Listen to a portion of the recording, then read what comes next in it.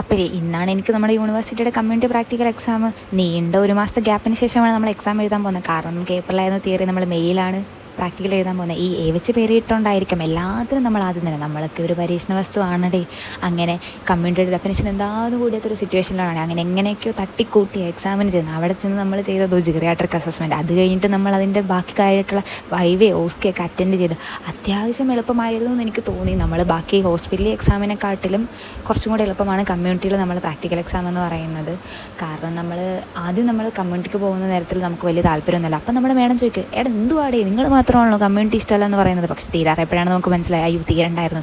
കാരണം ഇങ്ങനെ നടന്ന് ഓരോ വീട്ടിലും കയറി അവിടുത്തെ കാര്യങ്ങളൊക്കെ ചോദിച്ച് പറഞ്ഞ് പിന്നെ അവർ നമുക്ക് എന്തെങ്കിലുമൊക്കെ കഴിക്കാൻ തന്നാൽ അതും കഴിച്ചു. പിന്നെ വല്ല മാവിയിലൊക്കെ എറിഞ്ഞ് മാങ്ങയും പറിച്ചൊക്കെ ഇങ്ങനെ നടക്കുക. അങ്ങനെ കുറച്ച് നല്ല രീതിയിൽ ഇൻട്രസ്റ്റിംഗ് ആയിട്ടുള്ളൊരു പോസ്റ്റിംഗ് ആയിരുന്നു. പക്ഷേ ഇനിയിപ്പോൾ നമുക്ക് 6th സെമ്മിലില്ല, ഇനി നമ്മൾ 7th സെമ്മിലാണ് വീണ്ടും നമ്മൾ കമ്മ്യൂണിറ്റിക്ക് പോകുന്നത്. അപ്പോൾ അതുവരെ നമ്മൾ വെയിറ്റിംഗ് ആണ്. ഇനി നമ്മൾ ചൈൽഡും മെൻ്റലും OB മാനേജ്മെൻറ്റും ഒക്കെ ഇട്ട് ഇങ്ങനെ എങ്ങനെയൊക്കെയോ തട്ടിക്കൂട്ടി പോകണം. അപ്പം അത്രേ ഉള്ളൂ. Okay, by.